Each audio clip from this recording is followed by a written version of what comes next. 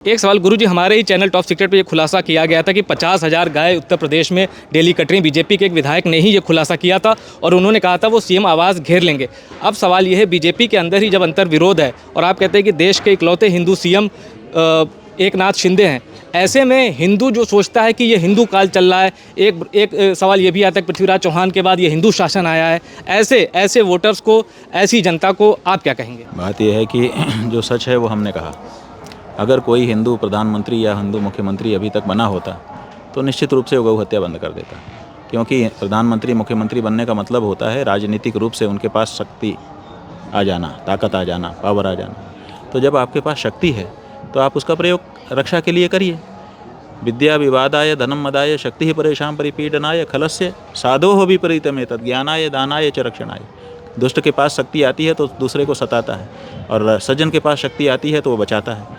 तो जब दुष्ट के पास शक्ति आई उसने गाय को काटा।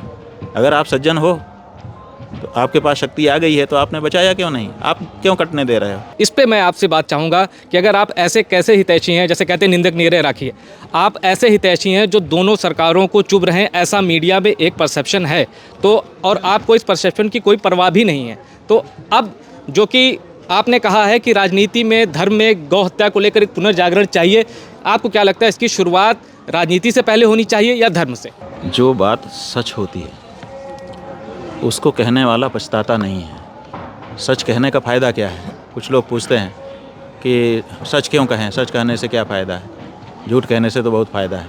वो बहुत सारे गिना देते हैं कि देखो झूठ का फ़ायदा, झूठ का फ़ायदा। सच कहने का क्या फ़ायदा है? तो हम कहते हैं कि सच कहने का यही फ़ायदा है कि सच कहने वाले को कभी पछताना नहीं पड़ता, अंदर से ठोस रहता है वो। और झूठ कहने वाले को तत्काल रूप से फ़ायदा भले हो जाए, उसको आगे चल के पछताना पड़ता है। तो हम सच कहते हैं, इसीलिए हमको कोई पछतावा नहीं रहता है।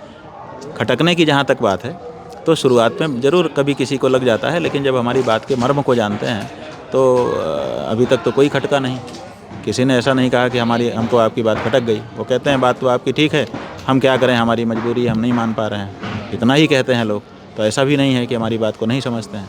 और जहाँ तक आपकी बात है कि धर्म और राजनीति की बात, तो देखिए, धर्म धर्म के अनुसार चले और राजनीति राजनीति के अनुसार चले तो ही अच्छा लगता है। धर्म जब राजनीति का चोला पहन करके चलने लगता है तो वो भी ख़राब लगने लगता है, और जो राजनीति धर्म का चोला ओढ़ करके घूमने लगती है तो वो भी ख़राब लगने लगती है।